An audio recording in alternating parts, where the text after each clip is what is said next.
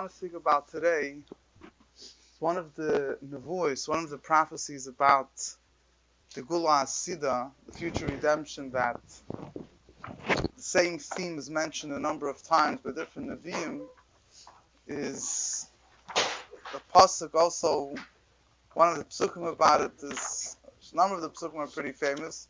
One of the Psukim is Umayyan, right? You all heard of Kunter Sumayyan, written by the Rebbe Rashab. What is it based on? It says Umayyan we base Hashem Yetzei. It says there will be a spring will come out from the house of Hashem. V'hishkas nachal Shittim, and it will water the river of Shittim. Spread to 12 dust. Spread to 12 Shvatim. I'll speak about that soon. So, what does it mean to water the river of Shittim? According to one interpretation, is a certain area. We know that when the Yidden were in the Avris Moyer, before they came into Eretz Yisrael, Vayeshuvam B'Shittim, the Yidden dwelled in Shittim, and they started sinning. So let's explain, why did they start sinning? So it says that the Nachal HaShittim, the river of Shittim, so to say, is a type of spring that causes znus, different waters. You know, they say your mentality depends on the water that you drink. You know, it says, the Zohar says, it's some of those waters that, like when Moshe Rabbeinu sent the spies to Eretz Yisrael, they wanted to know,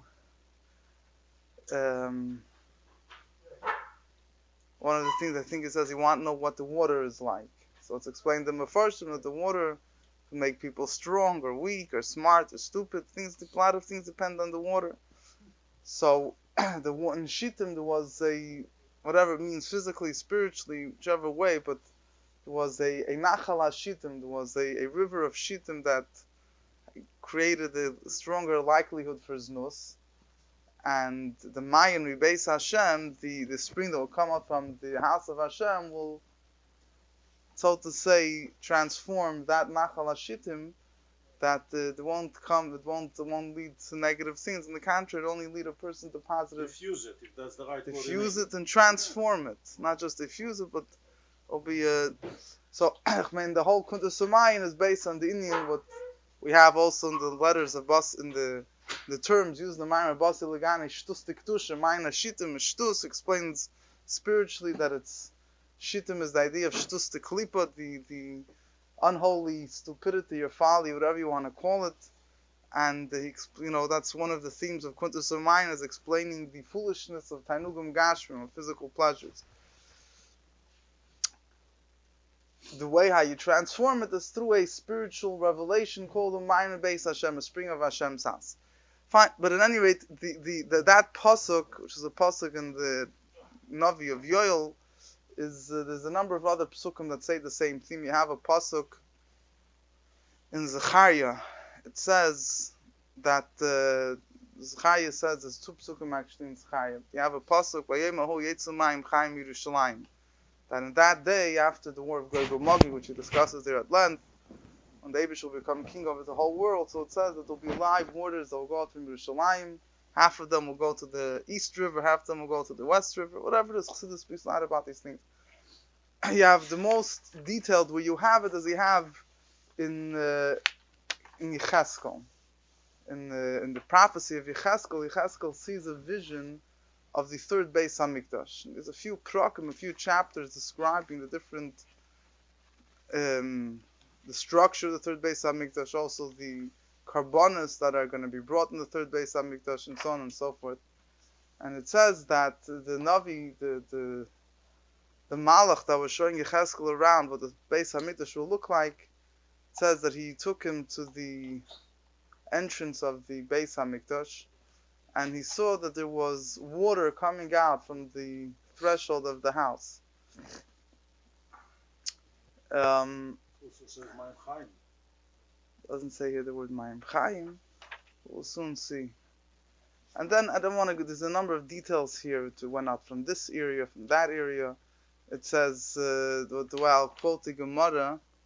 And Shirashi, there's a number of psukim describing the different the different stages of the water. The Gemara said like this, that the Gemara says that the Pinchas said in the name of Rav Huna Tzipirah that there will be a wellspring coming out from the Kodesh HaKadoshim. It says first the water will be so tiny, it will be similar to Karnei Chagovim. Karnei Chagovim means the horns of grasshoppers. You know, grasshoppers are not such big creatures, and their horns, their antennas, aren't very big. Then he says, Kivan shegil Pesach ulam nasa kechut Erev. When it comes out of the opening of the ulam is the room right before the heichal. Well, I don't know by Yecheskel, like upon him in this by Sheni. Huh? By Sheni, the Ulam was before the Heichal. Yeah, and the Bayis Shlishi is also going to be ulam. So when it comes, in other words, when it comes out of the, I guess it means when it comes out of there's the Holy of Holies. The next shum in front of that is called the Kodesh. You have the Menorah, the Shulchan, the Mizbeach Hazav. When it comes out of there, it's already bigger. It's the thread, the Shesiva Erev. You know, when we make a garment, there's the warp and the woof, it's called. You know, there's the strings that go vertically and horizontally. So the strings that vertically is straight, yeah? Erev for Shabbos, you talk? Erev, Shesiva Erev. Shesiva Erev, Shesi is the strings going, that's called vertical, yeah? So the vertical strings are thicker. The way they used to make them, there was a cheshbon, there was a way how they made them. They used to make the vertical strings thicker than the horizontal strings. Because whatever, that's the way it was better for the garment to be woven. So, as it comes out from the room in front of the Kodesh, it's the thickness of a chutshal erev, of a string that goes horizontally. As it comes out of the ulam, which is like, it's another field, it's the room, right, it was like a lobby, so to say, right before the it was called the Pesach Heichal, the opening of the Heichal. It becomes kechut shel shasi. It becomes like as thick as a string that is the vertical string, the shasi strings, which is a little thicker. Man, how much? Then it says, Kivan she once it reaches the opening of the azara. In other words, it reaches the opening of as outside of the Heichal, you had the Mizbeach, you had until you came to the court. Once it comes to the entrance of the courtyard, it's the size of the opening of a small jug. And it says, from there and on, it just became bigger and bigger.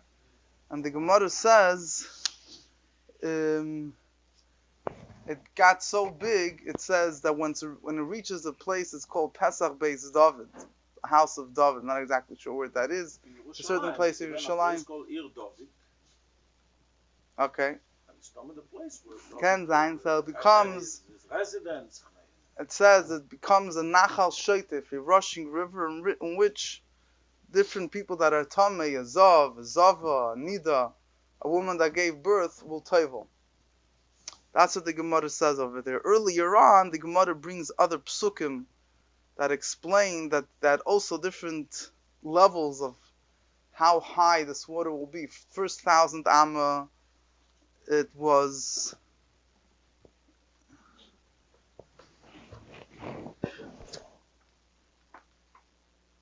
the first 1,000 amma it's only high enough to reach the ankles.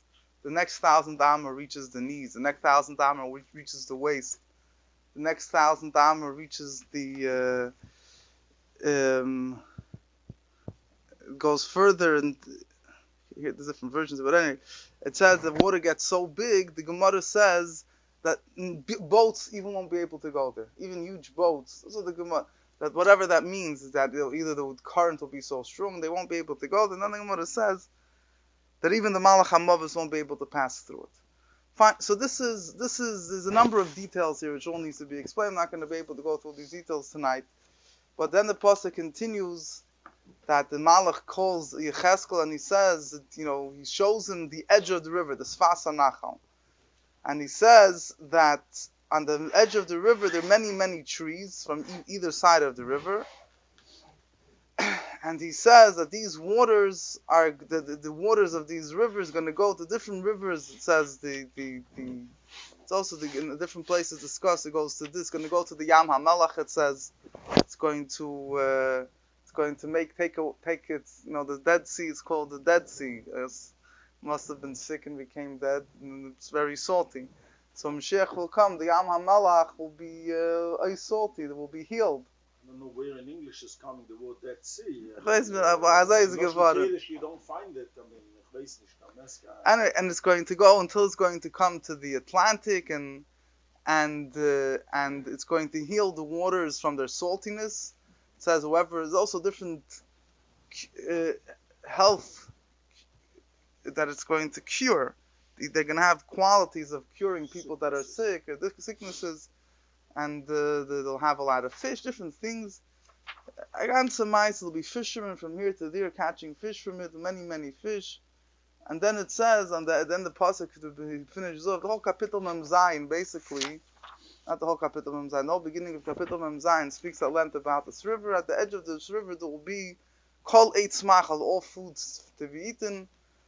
Its leaves will not wear out. Its fruit won't finish. Every month it's going to grow new fruit, and because its waters come out in Beis Hamikdash, and it says, "V'hoya pirya l'maycha v'lei l'sruf." Its fruit will be eaten. Its leaves will be used for medicine, for different medical cures. You're going to use the leaves from. Not the fruits. The fruits, some places also says the fruits. Fine. Akaponim, here in Yechezkel, you have it very, very much barichas. Now, there's a number of Mamori Chazal speaking about this, and there's a number of biurim and explanations. First of all, one general thing that Mefarshim explain here and in other places is that obviously there's the Nevuos, there's these prophecies, the way they are in their simple level of pshat. But there's the deeper meaning that you have in all these Nevuos. You have to keep in mind they have a deeper meaning as well. So, in pshat, it's, you have, let's first start with the Remez. It'll be a little bit more simpler to go through. You come to the Remez, you have like this. We have a pasuk everyone is familiar with. Right? What means they'll draw water with happiness from the springs of salvation. What does this pasuk mean? So there's many different explanations what this means. I mean, one simple thing, it refers to the waters that were drawn in the Beis Hamikdash during Sukkot, right? That's why we know how you have the whole Simchas Beis Hashev, a whole special rejoicing by Simchas Beis Hashev. Learn from this pasuk, Shavta Mayim B'Sasim in Mayna Yeshua. You have Rashi and Targum Yonos and a number of other Mefarshim. Targum Yonos says, "Skablun ulfan chadas, v'chadvusam v'chiris adekaya." You will receive new teachings in joy from the chosen tzaddikim. So he explains the waters that you're drawing is waters represents learning Torah. This is a very common theme. I mean, many Memori Chazal and Psukim. Whoever is thirsty should go to waters. A reference from waters of Torah. In Mayim ala Torah, water is Torah. A lot of times Torah is compared to different foods and drinks, right? Wine, oil, milk, honey, and so on and so forth. Bread. So the psukim that speak about the waters of the future are a metaphor for the teachings that will be revealed. So it says, after Mayim B'Sasim Mayna Yeshua, there'll be a new teaching, and he says you'll learn it with joy. What means you learn it with joy? A few not so negaya to what we're discussing here. There's a few interesting things I saw. One thing it says that you learn Torah without any toil. Won't be any. It won't be hard. Yeah, the Torah will be accepted with joy. Everyone will be able to understand, easily grasp. Another thing, Rashi learns like this. Rashi says an interesting thing. Rashi says that in the times of Golos, because Yidden are suffering, we don't have, we forget. Your mind, you can't focus on all the problems of life with all the Torah that you learned. But it says when Moshiach will come, so because there'll be a happiness of the Yeshua, of the salvation, so there'll be a Reichav Alev, there'll be broadness of the heart, broadness of the spirit. So all the Torah that we forgot in the time of Golos, we'll remember, be able to bring back a lot of things we lost, or we don't understand, we don't have the capability of The Rebbe brought a few times. The Rebbe brought an interesting Maimer Chazal that Abaye was raised by his stepmother. That's why he was an orphan. That's why he's called Abaye. Whatever. But the Gemara says a lot of times Abaye quotes things from his stepmother. Amrali, my stepmother told me different remedies or different things. So Abaye said, if my stepmother would have told me, please pass me the kutach. Kutach was a certain dairy dip that they had. And those, whatever it was. So loy tanoi, I would not have been able to have learned Torah as I've learned now. One small thing, your mother asks you to sweep the floor, take out the garbage, nothing major. But he says, even in order to learn Torah properly, you have to have ultimate peace of mind, ultimate relaxation. He says, if my stepmother would have asked me even one small thing, I wouldn't have been able to have achieved what I achieved in learning Torah until now. So the Rebbe quoted this Maimer Chazal explaining why when Moshiach will come. So we say, also here again we compare the knowledge of Hashem to water. The knowledge of Hashem will cover the earth as water covers the sea. Weiter water.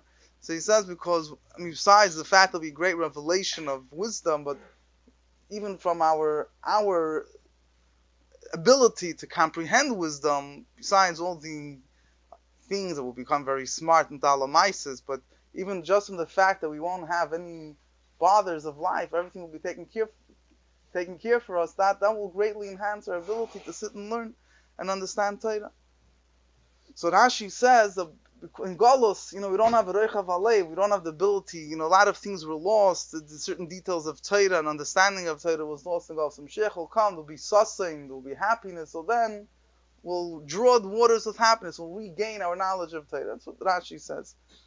And there's another pshat that explains the idea of joy. He says that we find by the Nevi'im that in order for them to receive prophecy, they had to be in a state of happiness. There's a famous story in Tanakh with Elisha, that he was asked, there was a certain war that was, I think it was the king Yoshavat of Yehuda was fighting together with one of the Malchei Yisrael, with one of the king from the 10 tribes, I forget who it was, Yoram. Who that other king was a Rasha, Yoshavat was a tzaddik. And Elisha was there, and and the other king used to ask, the prophets of idol worship for advice. But Yeshafat told him, come, let's go to Elisha. So Elisha was very upset that the other king says, what are you coming to me for? Go to your prophets, to your father's house. But anyway, he said, since Yeshafat is here, I'm going to answer you. But because he got upset, he wasn't able to prophesy. So he asked for someone to come and play an instrument, a musical instrument, as when the guy will play, the Spirit of Hashem came upon him. So very important, in order if a person is not a recipient for the Shechina, it says the Shechina is not Sheir, the divine spirit only rests from happiness. So the spirit in other words, there's the understanding of Torah, and there's also the spiritual understanding of Torah, the spiritual. It says by the Simchas Beis HaShiyeva, the drawing of the water also represents, they used to draw Ruach HaKodesh, it says. It says Yoina ben Amitai, the prophet Yoina got prophecy, I think from Simchas Beis HaShiyeva, it was the one they were drawing water, it's also a drawing of prophecy. So in order to draw water, get the water, which refers to the mystical, the spiritual levels of godliness of Torah, it has to be done b'sasin, in a way of happiness. But either way, this is what that pasuk is an example of where it's explained that these psukim speaking about this well coming out of the Kodesh HaKadoshim represents godly wisdom, or the godly flow of energy, if you want to put it. So there's a pasuk in Zechariah, the Gemara brings here also. It says like this. It says, "By Yomahu, Moker Niftach Lebeisav," that day will be a Moker Niftach. Moker Niftach could mean like an open well in the house of David. For those, the house of David dwells in Yerushalayim. Lechatas could mean that they'll use the waters for the ashes of the Parah Aduma. Or Lenida could mean that the people that are women that are impure will be able to table there. So very interesting explanation of this pasuk. You look in the Targum Yonason, and those Chassidish Svarim mention this thought. is that this refers to a great revelation of Torah that will be revealed then in the times that will purify the Yidden, the same way the Para Aduma purified the Yidden, the mikveh purifies the Nida. So this revelation of Torah will be, the open revelation that will purify, will take away, the Rambam, in the wording of the Rambam that the Rebbe spoke about many times, how the idea of a mikveh spiritually means that a person dips himself submerges himself in the pure waters of Torah. When a person completely submerges in Torah and he leaves go of all his tefillas bittul, but he leaves go of all the unholy ideas and thus, so he becomes pure. So it's also here the idea of a revelation of Torah in a way that it completely transforms the person. So there's a Chassidish Sfarim that they explain that what does it mean that these people go to the mikveh, the Zav and Nida. Besides the fact there's a whole discussion B'chlav, there'll be people to be impure in the time of Moshiach. That's a separate discussion, not for now. But he says, interesting word, he says that this water, this godly revelation will purify. Doesn't just mean that a person that happens to be impure with this tumah will be able to dip into the mikveh in this river. It's a much deeper idea that this revelation of godliness will purify people from all these types of things. That these impurities won't be there. And he says, it's a Gerer Sfarim that uses this word. He says, what does it mean? Mokar niftach lebeis David. That it's going to be that the mikveh will come from the house of David. He uses an interesting thought. He says, David HaMelech, the Gemara says, Heikem Ula Shel Tshuva. David HaMelech was the one that established, he was the one that showed the world how Tshuva helps. Because the whole story of David and Bathsheba, the Gemara says David HaMelech really wasn't fitting for him. Like it wasn't really meant to happen that he should sin. The only reason why it happens is David HaMelech should show the power of Tshuva. As David HaMelech gave the power that anyone that becomes impure with anything in the world should be able to become pure. So this is a deeper meaning that once the river reaches Pesach Beis David, it reaches the opening of David HaMelech's house. So there, it's going to become so big that anyone, in other words, David HaMelech was the one that gave the koyach for every single yid, they could become pure from all negative things. So this is one thing. There's another Maimer Chazal, which is also, it's a similar word, but in a bit of a different line. There's a Maimer that I mentioned before, the pasuk in Yechazkel that says that the fruits will be eaten and the leaves will be lisrufa. The leaves will be for medicine. Omar in Ivrit, Hebrew, trufa is medicine, yeah. But the Gemara discusses in a few places what means the trufa. So one interpretation is the Gemara says lahatir peh. The word litrufa could mean to open the mouth. What means to open the mouth? And the Gemara gives two explanations. Either it means lahatir peh ilmin, people that are Rahman al that they can't speak will open their mouth. Or lahatir peh akaris, women that are barren, so to say, their opening is closed, they can't have children, so they'll have children. So the Marami Prague explains this Gemara. He says that the spring coming out of the Kodesh HaKadoshim represents a very great godly energy. We know the Kodesh HaKadoshim is the source of the revelation of Shekhinah in this world. So this godly energy that comes out from the Kodesh HaKadoshim is going to emanate from the Kodesh HaKadoshim, and it's going to affect the world in a way that the world will be complete. He says, in other words, the way he explains it more in a philosophical, whatever you want to call it, way, is not just that it's going to be a miracle, that there's going to be a spring that will come out, and there'll be trees that will grow on the edges and the leaves, that will be a healing for these people. But on a deeper level, it means that this godly energy will fix up the world, that it won't be shayach lechatchil, it won't be possible to begin with, that there should be, people that can speak, people that can have children, and so on and so forth. There's a lot more to speak about over here. Just two points I want to mention. One point is we see over here that as it comes out from the Kodesh HaKadoshim, the spring is very, very little. The more it gets, the wider it becomes. So the Middle Rebbe already mentions this. This is a standard idea in Chassidus. The difference in Chachma and Bina. Chachma starts as a nekuda, a spring. It starts off with tiny drops. The more it becomes on this, when it comes to the level of Bina, it becomes very wide. So every Hamshach, everything that starts from its origination of its source, any flow of energy starts off very small, very undefined.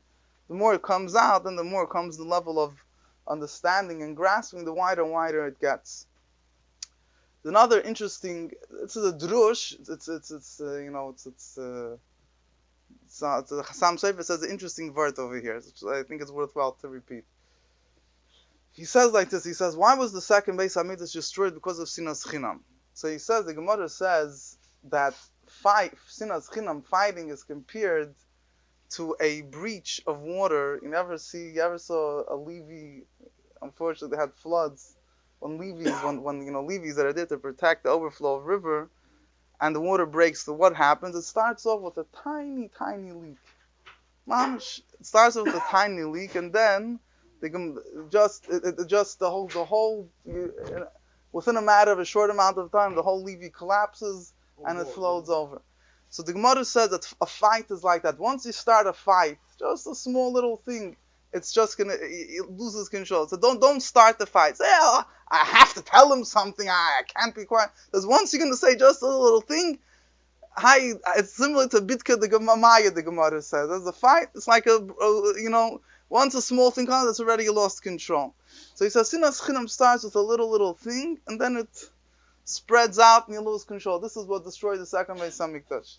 So he says he says it's going from outside inside. It's the hatred, started from wherever it was until it destroyed the Beis Hamikdash.